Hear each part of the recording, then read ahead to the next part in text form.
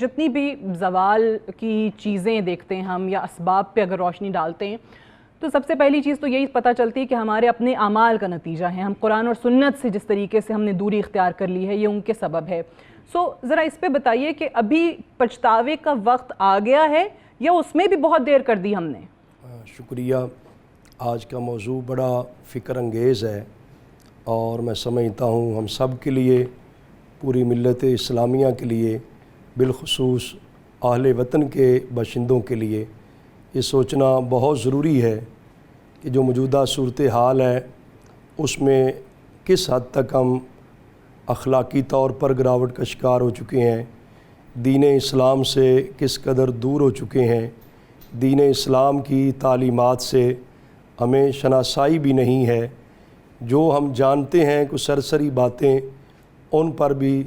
عمل کرنا جو ہے وہ ہمارے لیے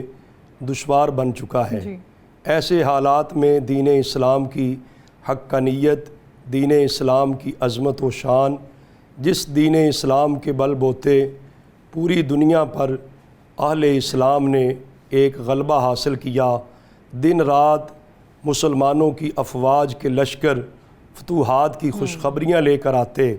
جدھر مسلمان رخ کرتے فتح، نصرت اور کامیابی ان کا مقدر بنتی. آج وہ تاریخ ہماری نسل نو کو پڑھانے کی ضرورت ہے، سمجھانے کی ضرورت ہے کہ یہ کوئی سٹوری نہیں ہے، یہ محض خواب نہیں ہے، یہ ایک حقیقت ہے جو کہ باقاعدہ طور پہ امام الانبیاء تاجدار کائنات صلی اللہ علیہ وسلم نے عرب شریف کے ماحول میں، جہاں وہاں بہت سارے مشکلات تھی، جہالت کی وجہ سے بہت سارے مسائل تھے، لیکن نبی کریم صلی اللہ علیہ وسلم نے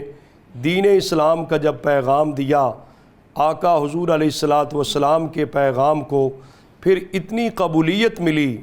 کہ دیکھتے دیکھتے ایک اسلامی ریاست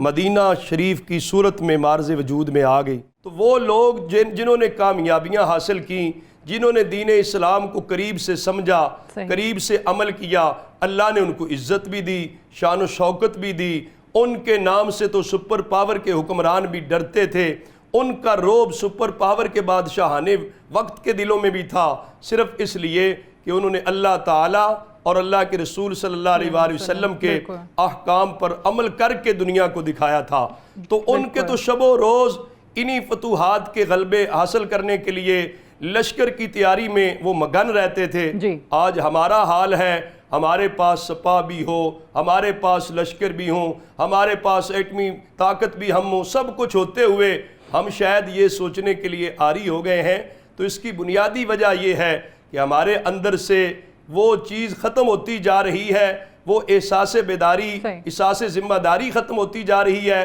خود احتسابی ختم ہوتی جا رہی ہے. اور آج ہمیں آئینے میں جھانک کر اپنی ماضی کی روشن تابناک کو سمجھنے کی ضرورت ہے کہ مسلمانوں کا کتنا ماضی تابناک تھا، اس کو دیکھ کر اپنی مستقبل کی منصوبہ بندی کر کے آگے بڑھنے کی ضرورت ہے.